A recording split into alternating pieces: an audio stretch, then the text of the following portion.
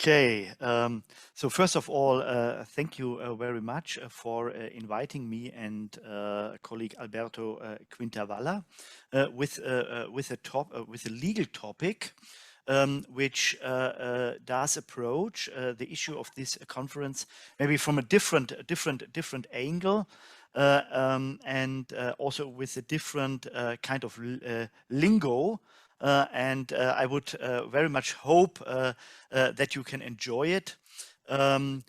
Please do interrupt me and also Alberto whenever you find it useful or necessary. What we have prepared is a little presentation, and yeah, and we hope that we have a good time together.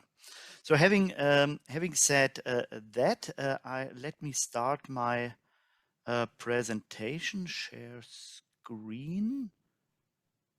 And here I hope it works. Now I Okay, have fine. wonderful. But I have to see where I put the little icons of your faces so that I can start with my presentation. So here's the beginning. Alberto and I would follow a sort of a structure. So I will start with relatively general issues, and then zooming in into a use case, and then finally Alberto will give a kind of small presentation of the relation between, or what we could possibly learn from Roman law and how slaves were treated legally in Roman law for today, legally treating AIs, which may have a kind of legal personality or not. That is what we can discuss. First of all, let me very quickly introduce who I am. I'm a professor of law and economics at the Erasmus University Rotterdam, and I'm doing at the moment especially two things. And one is I do European integration issues on the one hand, and since a couple of years I'm also dealing with digital issues. And the same is then also with Alberto, who can also introduce himself a bit. So let me start with a picture which shall set the floor. And what you see here is the elephant murderous Mary. And Mary worked in a circus in the US, and the circus stopped by in Irvine, Tennessee, where Mary became murderous. It freaked out and murdered a couple of people. And what did these people did in Irvine, Tennessee? They shot this elephant and hanged it. And and one would wonder why one would do those things with an animal, and to see in this animal something like a human person. We had this in the Middle Ages, also this kind of lawmaking. But this picture gives us a first idea about can we see any legal personality in AI, and if yes, how human-like or not human-like it would be. So this was only to set the stage here a little bit. So the challenges for digital governance, I think there I have not to stop by for too long. It is all of us, it is clear that digitalization changes business models fundamentally. Just in the panel before, we had a kind of business case which went into this direction. The buzzwords are platforms, Internet of Things, 3D printing, chatbots, digital contracts, all of that. So for the lawyers, the question is a bit okay, that might be, but is it applicable to legal thinking and to rule making?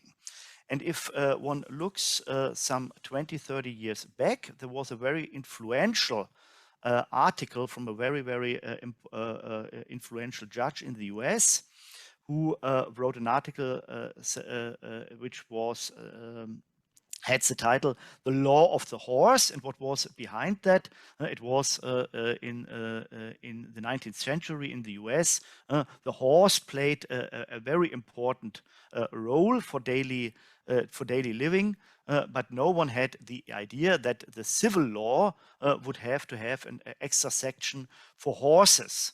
No, dealing with horses was simply a part of the general law. And then it was said, okay, this digitalization is important for business models, maybe also for the engineers, but not for law. Law is simply applicable to all issues which are there and which will come in the future. We have nothing to change in the legal paradigm. But meanwhile, maybe we are not any longer so sure that a law would be unaffected from these technological developments. And possibly we need adaptations for AI and also for big data. If we look there a little bit under the surface, what is it what may trigger changes in the law, then we must see that obviously production functions have changed in those business models. The 3D printer rules out large parts of the value chains we had typically in manufacturing. The same is more or less with platforms. Then innovations may take place at home. So to say, the strict distinction between the sphere of consumption and the sphere of production does not longer exist. Yeah, we also find chatbots who are doing contracts in call centers. And we have finally the sharing economy, which indicates new models or business models of using capital goods, and which is applicable then to cars, flats, ships, all kinds of machinery. So this is also playing here a little bit behind from a business side. Going a step further, zooming into even more legal issues, and the first I would like to pick is contract law. No, we make a contract with a chatbot. Then the question is, who is then responsible in those contracts? Is it then simply the owner behind this chatbot? But what is if the chatbot made a decision on its own? Is it then so easy simply to say the owner is the last resort of responsibility here? Also, is then the incentive logic which is behind the contract law still applicable to those digital machines? What is happening to the category of trust here? Is that yeah, we had already here the talk about trustworthiness, explainability. What do those categories yield, and what does it mean for contract? No easy answers here, but many different opinions, I would say. The same is then with a kind of twin concept to contract law, that is tort law or liability law. How is that then with all kinds of developmental risks? When, as I said before, the sphere of consumption and the sphere of production is no longer separated. So can we hold households then responsible for big disasters only because someone has also manipulated an open algorithm? Not so not so clear for lawyers. And what is about the compensation of potential victims? Can a household simply pay out compensations for large disasters that an open source algorithm has created? No good answers to that. Another one we will not touch upon today, but that is, so to say, the twin question to AI and legal personality is property. Who has access and ownership of big data? Who has access to all those platforms? Maybe also a question we could address to the panel which we had before. And I think then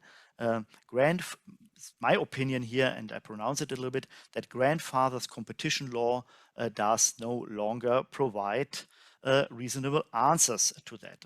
At least in these Google, Facebook, WhatsApp cases, the competition law has hard times, or has hard times at the moment. The same in tax law, when we ask about where is added value then in those value chains, if there is a visible value chain at all, then we are talking about this digital tax discussed in Europe. All those questions are around, and law has no good answers or no easy answers to all of that. So let me zoom a step a bit further, and that is the responsibility question. And with that, we are already with these concerned with this e-person question. And I have to reshuffle here a little bit the pictures. Yeah, what happens to doctrinal law if machines decide autonomously? Yeah, what is with responsibility? Is it then, as I said before, that established companies as collective actors can still handle it? Is simple operators liability, as in new product liability directives as proposed in Europe, is that a simple answer to that? We adapted a little bit and that's it. Or does it make sense that AIs may have their own legal personality to spot responsibility and also maybe to solve a couple of other questions? But if one follows that route, then the question is, what kind of legal personality should that be, and what would be the advantages? To make another step further, this idea of granting legal personality to a machine or to an actor is as such not new, because we have it already since a couple of hundred years, and that is simply companies.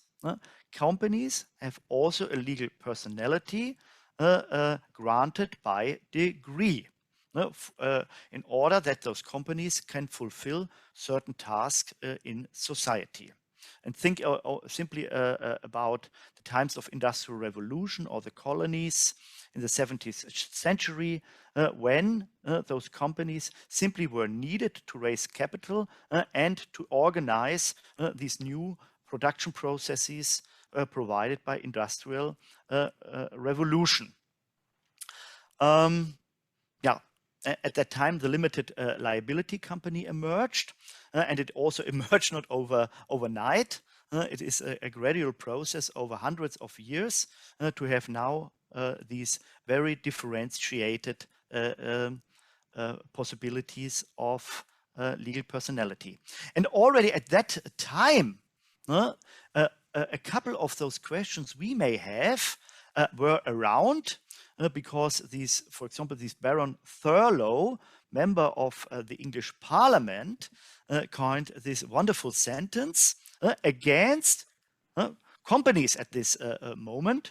And he said, "Did you ever expect a corporation to have a conscience when it has no soul to be damned and no body to be kicked?" and that is quite similar what we may address against an AI, which we would like to give some sort of legal personality. Yeah, let us take the next step here, because I belong to the camp who who does think that granting legal personalities to AIs may overcome a couple of the problems we have today. I could certainly talk about that for hours, and so far, forgive me that I'm a bit quick and short here. So the basic idea behind that would be that we convert the legal status of an AI from being a property owned by someone in the company, making it a stakeholder in the company. So converting the relation from property into contract. And now a very technical thing happens in the legal sphere, and that is that the AI becomes a part of the so-called nexus of contracts. It sounds now very technical, so the lawyers have that also, and this changes the status of an AI vis-a-vis other partners in the network, what we call a company or a production facility, or what you like to tell them. So this allows then to have new ways of talking about deterrence and tort law and liability law. It gives also new ways of tackling the problem of compensating victims when something goes wrong. And that is here on this slide in the extras. It would also allow that those legal personalities might become the owner of intellectual property rights. And I have a couple of very activist patent lawyers and patent professors who make now constantly the claim at all patent offices around the world to let a court decide in how far an AI may have a sort of legal personality and might be an owner also of a patent, at least being in the beginning put into the files of asking for a patent, which also already makes a difference, because at the moment only humans can be in those patent claims. So this was a very quick way through all those questions lawyers may have. And now I will be in a second with the use case. And then a couple of other things will become clear to you. What is also important here is that when we talk about legal personality, we have a couple of other areas of law where we give not full legal personality as it is with adults. Granting specific kinds of legal personality is also not a new thing. We have minor law. My children can go to the supermarket and buy some candy, but they cannot go to a bank and ask for a mortgage. Or we have animal law, which protects animal to a certain degree, but for sure gives not the same rights as to an adult. Yeah, the company law we had already. Then the law of disabled, that is also quite interesting, because we could also make a parallel between AI and a disabled person, and who is then responsible for it. And that is what Alberto will do later. We can also make a tangent or a parallel with Roman law, when slaves had also a specific legal status. And religious law is also a source of inspiration, but I will leave that out for the moment. So let me now have this example, this use case. and then I hope that in 10 minutes I'm through it. Then we can have possibly a number of questions, and then Alberto can take the lead. So, and the use case I called the criminal chatbot. And the criminal chatbot, that is the chatbot Tai, and maybe all of you may know it. It was a chatbot invented by Microsoft. And it was a chatbot meant to learn about man-machine communication. Technically, it was a deep learning AI, and in March 2016, it started on Twitter with saying hello to the world, and then a couple of things happened. And these things created an earthquake, and not only, I think, in the AI scene, because one of the tweets was that Tai said, yeah, Hitler was right, I hate the Jews. Oh. But Tai went on. Another tweet was, I fucking hate feminists and they should all die and burn in hell. And then it went on, and I think a few hours later, it said, I just hate everybody. So after 16 hours and, and nearly 100,000 tweets, Microsoft pulled the plug of this machine. So what does this may mean legally? What has happened here? And what has happened here? That is a question for the lawyers, and it is not easy to answer. And it is also a big challenge for legal doctrine how to deal with it. And I can already tell you the answers from incumbent law are close to zero. Radio silence, there is something to say about, but nothing which would facilitate this case. So first of all, let us look into civil law, what civil law says about it. And the perspective of civil law is about the horizontal relations between natural and legal persons. That is contracts and all these private issues which happens in the market. So here damages, if damages at all accrued, then they would have been to be compensated, and that would then be the bilateral relation between Tai and its users, the possibly offended user. The question is already what kind of damages is there? A material damages is there not? It is an offense, and that might be compensated, but how much? The estimation that is also something we would not know. But what we also know is that there is no contractual relation between Tai and the offended. Obviously, Tai offended into the blue, so it might be a case for tort law. I already said these tort law and liability things is a twin of a contract law, and there we would not need any contractual relations. And the insulted persons might be unilaterally be damaged. So, but now it comes, how can a machine offend?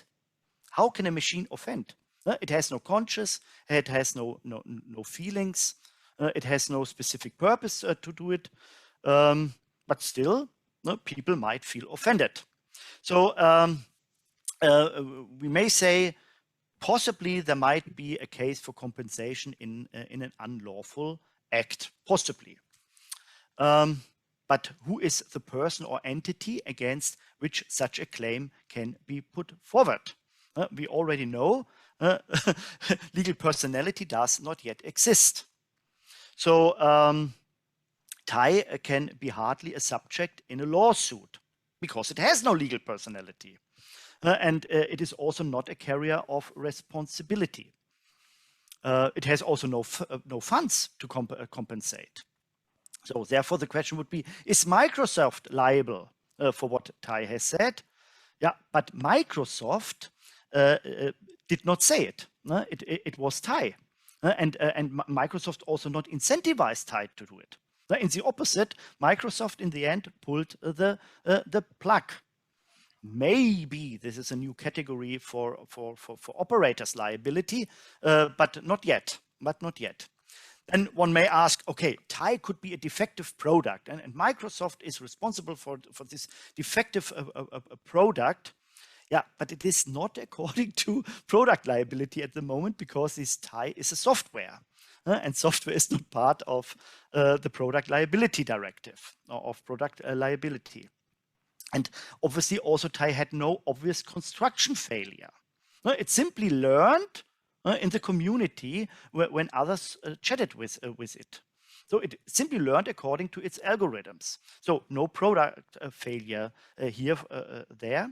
So, and we may conclude the offended will get no compensation in the end, and that has largely to do that that there is no legal subject that can be hold liable.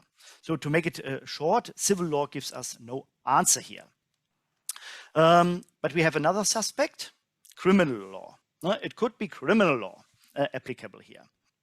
And there it is about a country's values and the integrity of society, safety of people, the constitution, and all of those things. And here we have not a horizontal relation between parties, but we have a vertical relation between the state as a guarantor of values and the people of a state. And Tai posted all kinds of racist statements, and this runs obviously against societal values, and is also forbidden according to criminal law. But has a criminal act been fulfilled here? That is then the question. And for all these criminal law things, it implies that there's acting by intent. But here we already get again the question: did Tai did that by intention? Obviously not, because this Tai is not a human with certain intentions. It's acting through its algorithms. So we may ask: are the manipulators of Tai, the ones who learned Tai these things, these hate speech, are they to be criminally charged? But here we get also a problem, because they simply talked with Tai. They said not to Tai, do that. And talking with someone that is not forbidden. Tai did it in the end. It was also possibly not to be expected that Tai would do. And even if we think these manipulators would be liable, yeah, how should we trace them? How should we find out who that was? So we are back to Microsoft. Is Microsoft liable here? Yeah, but again, Microsoft did not do these offenses. It was Tai. And it is also not an accomplice of Tai, because obviously Microsoft pulled the plug here. So also criminal law is not really explicit here to provide us with a solution. And that has again to do that the AI has no legal personality for tracing it, and it has also no conscience, no emotions, and no purpose to offend. So what do we learn? And I think this is already the last slide I have. Yeah, I would conclude that the incumbent law which is in place is not very well prepared to deal with those kinds of cases, and we would need a recalibration of civil law, criminal law, and public law in the future. And I guess that those jurisdictions will succeed and facilitate also business and their societies, which do not only find out the best AI, technology in the narrow sense, but also the best legal technology which fits with those disruptive innovations in digitalization. Yeah, and I also think that maybe Europe could be a champion in that when it follows its human-centered AI approach to find out what are the legal rules which facilitate the law into which these technologies are embedded. But I can also not give you now the answer how this has to exactly look alike. So I went, yeah, it took me half an hour, but I hope you could a little bit enjoy what I told you. I'm open for questions, but we could also now turn to Alberto and let him do a little bit more of these learning from history thing. Maybe, Klaus, it's better to get questions now instead of having 2 consecutive talks. Yeah, I'm very open. Yes, please. So I have a remark before making my question, and my remark is on the complexity of our world and also on the need of a really strong education, because these days we throw towards you legal people many hot potatoes, and you have to deal with them, and you don't really know lots of mathematics. This is natural. And on the other hand, it's quite uncommon that I sit here and hear a talk on legal issues. Yet we have to cooperate, and it's not cooperating about abstract things. We have to cooperate on things that involve the human lives of millions. And so how can we deal with it? I mean, this is really, it's very complicated. They have to know much more about humanities, and you have to know much more about mathematics and computer science to understand each other. At least we have to have a common language to understand each other. It's really, it's difficult. It's tough. It shows, to me, this shows a new level of education that is needed so that we can cope with our society. So our society simply became too complex, in my view. Yeah, I would very much support what you are saying. If I would have to forecast a little bit, what has to happen is that, and there, so to say, the dialogue, especially with the engineers, come into play here.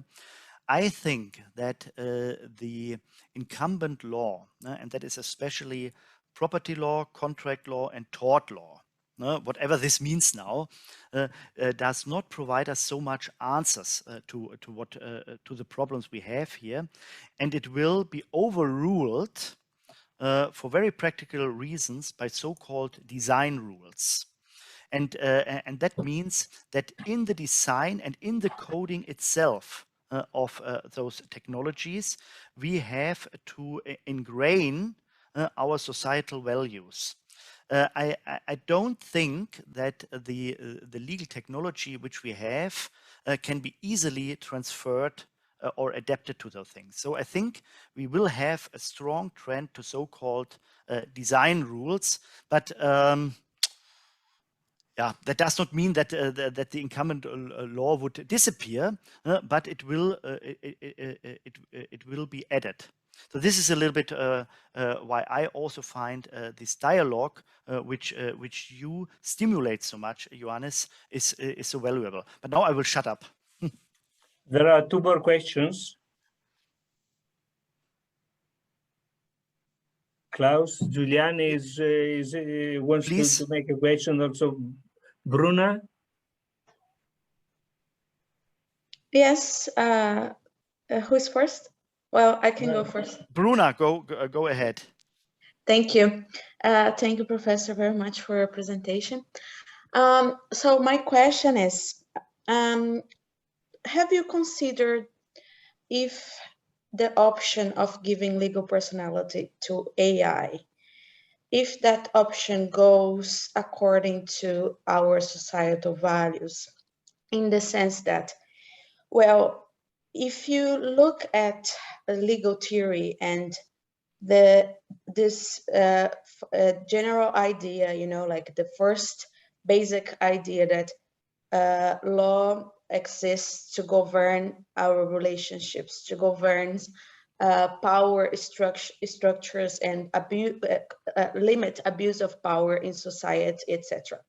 So if we think about that, and we think that the organizations, the companies, you know, the giant tech corporations that are using AI, they are the ones exercising power. They are the ones that should be hold responsible for the use of this powerful tool, which is AI, right?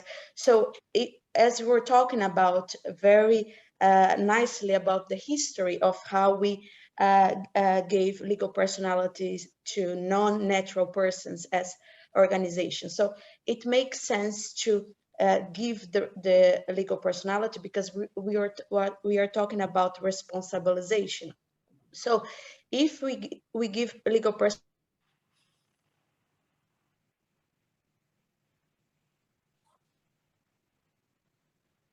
Is there an issue with the voice? Yeah, Bruna has disappeared. Can you hear me still? Yeah, sure, we hear you. But Okay. not Bruna.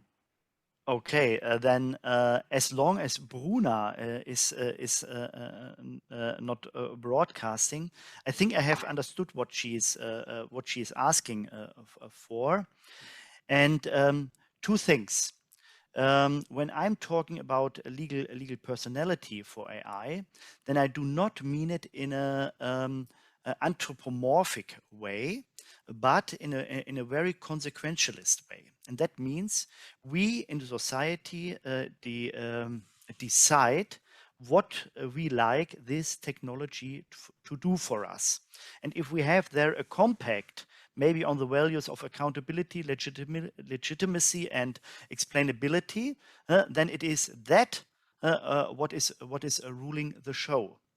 Then Bruna also mentioned a thing with power, and what no one knows exactly what power exactly means, but I would say that it becomes easier if AIs would get their legal personality, because it would be much easier to, for example, to expropriate an AI itself, or to do something with it, or impose other regulations on it, than a situation when the AI is shielded behind a corporate veil.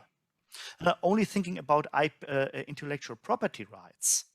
If the property rights, intellectual property rights, are also vested with an AI with legal personality, then I can take away those intellectual property rights, not from the company, but from this AI, and also give it to others, to competitors. And so far, I would also see very interesting possibilities for a kind of new competition law, which is no longer driven from our competition law, but more from a new understanding what property means. But now I will shut up again and maybe give the floor to Juliane Mendelssohn, because she might also be a specialist in this field. Thank you so much. I'm not actually going to say anything on competition law. And I have almost the identical question to Bruna. But let me first say that I really enjoyed your talk, and I absolutely support everything that you say. I do think this sort of functional new legal entity is absolutely necessary. When I look at private law, I don't know if this only applies to sort of German private law, but I'm still sort of the strong opinion that there isn't, that if you give an entity or something legal personality, that you always give full legal personality. So that sort of minors or disabled people, etc., have full legal personality, but that they can simply only act on or execute single rights. And I still think, I think technically it should be possible to say we're going to give the AI personality, but we're going to limit it to certain functionalities. And yet sometimes, and this is, it sounds maybe a bit like something I had from a sci-fi movie or something, but I still think, for me, legal personality is the driving force sort of modernity. It got introduced with Kant and still is very much all around personhood. And I think our law, in so many aspects, when we think of contract law, tort law, company law, we always come back to sort of humans and human agency and what we could have expected on both logically and morally from a human person. And I do think if we give personality to sort of an agent that is not actually a person, then, I mean, it could happen that personality or agency becomes one larger category and human agency is only a subcategory of that. And it could happen that in terms of what we can expect both people and companies and AIs to do both rationally and morally becomes blurred and is no longer as closely connected to humanhood. And I just wonder if there are any of those fears that while we might build a very functional and compounded personality around the AIs, that perhaps, you know, the future will get ahead of us. And I think that's also very interesting for the talk that follows, whether when you talk about personality, how you connect that. I mean, for me, it's a very strong idea of modernity and actually all, at least human agents, being sort of equal and free. And that's sometimes why I'm not a Roman law scholar, but I'm interested in to what extent Roman law that isn't based on those premises, whether that it can be sort of. Yeah, Juliane, I cannot say much about that, and we should also give Alberto then the floor. But you are right. Another field which has to go under scrutiny, and Alberto is doing that with another colleague in late October, is the relation between AI and human rights, but also in the sense. In what way can we imagine as society, as you also asked for, see these values attached to it? And you mentioned Kant, but Kant is only one solution to deal with this issue. There are also others, yeah, I can only say I try to explore it and let others explore it as far as possible, and then we have to see what comes out. But I must also say, when I look back a little bit to the development of company law, I do not expect that that I will that I will see so much in that in my the years I have still lying before me. Maybe you will see something of that, but at least I do my best to stimulate the discussion. If I would not like to be impolite, but maybe we should give Alberto at least 10 minutes to do now this slave thing also. Okay, good afternoon. I will try to be fast as well. I will share the screen. So now I think you can actually see. Okay, I'm an assistant professor at Erasmus University as well. And yeah, today I'm going to discuss actually what can we learn from Roman law and how Roman law actually regulated slaves. So to start with, Klaus has already discussed what is the problem of the accountability gap problem, and this can be also translated in how to allocate responsibilities. And some of, let's say, questions can be raised are, can AI be liable for its own decision? How can legal obligations that are tailor-made for humans and the corporate actors be applicable to AI, and so forth, so on. These questions are actually difficult, as Klaus was discussing, to address, and they may entail multiple and different responses. And sometimes the literature has actually occasionally made, let's say, an analogy with how ancient Romans regulated slaves. And the reason is actually simple, meaning that slave to an autonomous decision that may entail failure and damage. And this can indeed cause a damage to the master, at least up to a certain extent, and we will see that later on in the presentation. And the master couldn't fully oversee the slave's behavior. And so what are we going to do right now is to simply have a quick analysis of Roman law and see what is this about, and trying to learn something from legal history, but trying to take it as well just as an inspiration, not trying to simply recreate a Roman law nowadays. But just to give a little bit of background, we can say that at that time when simply Roman and ancient Romans and master started using slaves, there was the ius civile in force at that time, and the principle was alteris stipulari nemo potest. So basically, the principle was the one of privity of contract. Every person who was going to negotiate and to simply conclude a contract was bound to that, but only those people who actually concluded the contract and not any third parties. This situation was benefiting very much masters. This is because master could actually gain the financial benefit from the, let's say, activities carried out by slaves. And slaves, since they lack legal personality, they couldn't be brought to court. And this exemplifies actually a huge problem in Roman law at that time, because there was the need to balance risk between the master on the one hand and the third contracting parties on the other hand.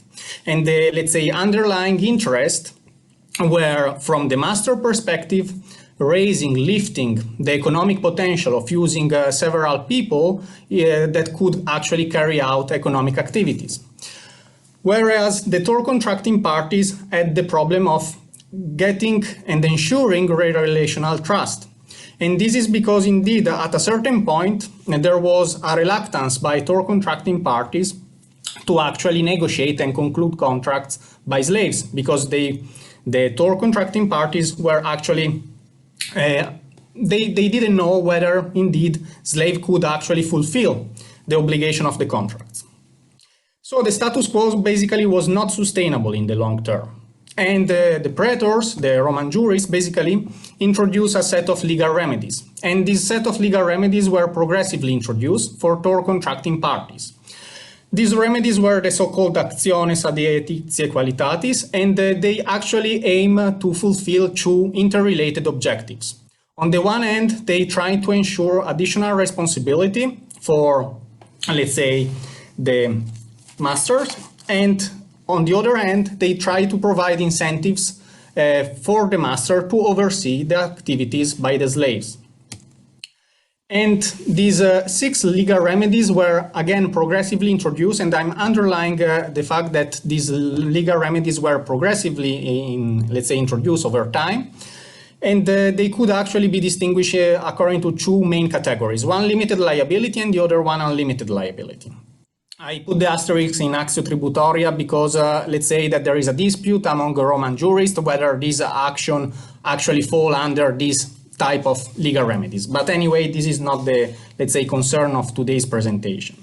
And I am indeed, I focus on the concept of progressive introduction of these remedies because indeed the issue of chronological order was central and has been central in discussion about Roman jurists, among Roman jurists regarding the remedies, because some of them, they were actually thinking that we actually move from those actions which ensure unlimited liability for the master to limited liability. And this is because, let's say, scholars from the AI and literature and also from especially commercial law, they are thinking that, at least from a theoretical conceptual perspective, reaching the limited liability action is a very sophisticated and difficult process, at least from a doctrinal perspective.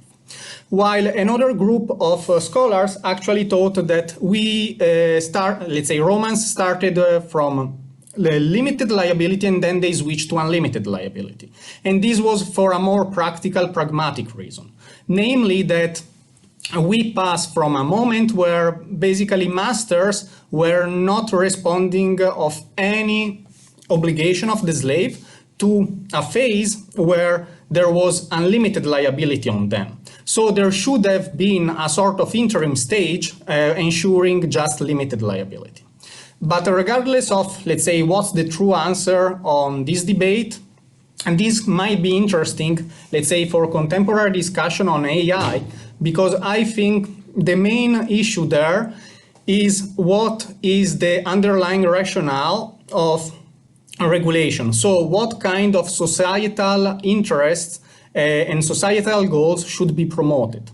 Being, let's say, more practical and translating this into Roman law again, if we would consider that we should address the risk faced by tort contracting parties, then we should actually thinking to start from, let's say, sort of unlimited liability to limited liability, and or vice versa, in case we would have to promote the interest by, let's say, master. And in a contemporary discussion, there are these two, let's say, objectives that we should consider: one, consumer protection, the other one, indeed, innovation. And I think the next discussion panel will also address a bit of those talks. Then some of the main feature of this discussion on unlimited liability was the explicit authorization that should have been there, meaning that either by prepositio or iusum there should be certain authorization by the master to the slave in terms of what kind of activities the slave should perform, and only those explicitly mentioned activities could fall under unlimited liability. So translated again into, let's say, contemporary discussion, we may think of a possibility where the AI owner could be accountable for all the tasks performed by AIs that is supposed to perform during their own, let's say, scope of activities, while all the other activities cannot be liable. When it comes to the instead, the second irrelevant feature is the form of authorization, meaning that the type of authorization that Roman law had to actually require was depending on the type of slave employed, meaning that the authorization could be less formal in case the slave acted as manager, while when in case slaves had to perform a single order, so by iusum, there should have been a more, let's say, formal authorization put forward by the master. In addition, we can actually consider or conceptualize this idea of prepositio and iusum, so about a certain type of activities that can fall under a certain authorization, more as a dichotomy between standard versus rule. So in terms of contemporary discussion, Roman law could be actually helpful to show that there's no need to come up either with certain standards which are generally applicable, so that cover all the activities, or rules that are specifically applicable and cover just a tiny specific legal act. But there could actually be the coexistence of all these possibilities. Then when it comes to the action, the legal remedies for ensuring limited liability for the master, the, let's say, literature on AI and law has mostly focused on the establishment of a peculium. The peculium was a fictiously separate asset from, let's say, the goods which were owned by the master. So, in a very practically speaking, the master was providing the slave with a certain amount of money, and the slave could carry out certain activities, and the contract that was performed by the slave was guaranteed within the limits of the peculium, of that amount given by the master. And this can be considered as actually an implicit authorization. The literature has focused very much on this aspect because this aspect would account as a sort of proto-limited liability, and that could actually even be created a sort of digital peculium for AI application. At least this is what, for example, Pagallo has put forward. But indeed, in this very short analysis, The point we would like to make is that Roman law offers a much more composite regulatory landscape. And let's say that the main takeaways of this analysis, very sketched analysis, is that first, type of authorization played a fundamental role in a Roman law to determine the kind of liability of the master.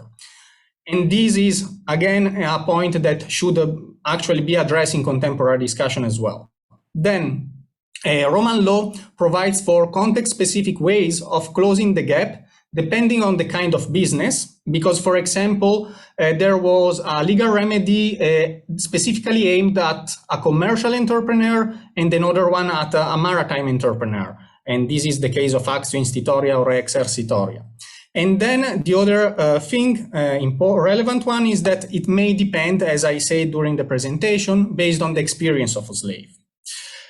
But perhaps most importantly, what Roman law shows is that Roman law has introduced progressively certain, let's say, legal remedies to tackle and to address this problem posed by the accountability gap in the slave-master relationship based on contextual needs, with no need to change the incumbent legal system, but simply to keep complementing this with a new solution, and indeed a solution which were responsive of context-specific needs. And this is, let's say, a very crude summary of Roman law. And I hope this has been sufficiently clear. And I believe, at least we believe, that this is actually interesting in order to learn certain things from history and trying to translate them, or at least to use them as an inspiration for contemporary discussion. Thanks. And then I will stop sharing. And yeah, I managed to stay by 4 o'clock. We can get a couple more minutes because we have coffee break afterwards. Okay. So if there are questions, Klaus, we can get them.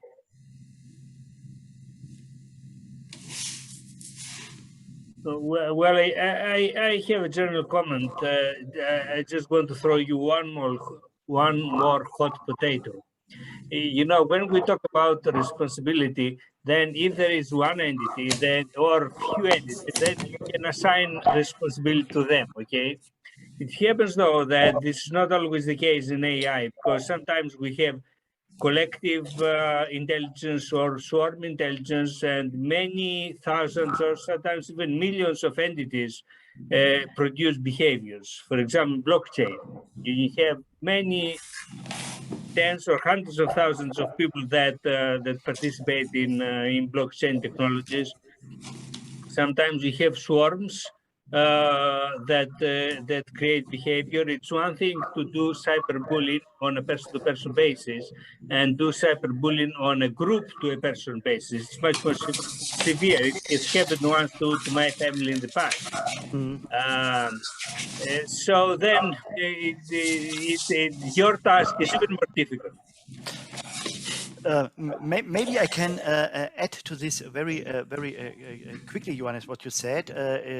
You had an excellent observation, but not a but indeed one can differentiate for this responsibility gap between a so-called autonomy risk, that is what we typically have in mind, an association risk when a human works together with an AI, and you focused now on something what might be called network risk, and that happens especially when AIs interact with each other.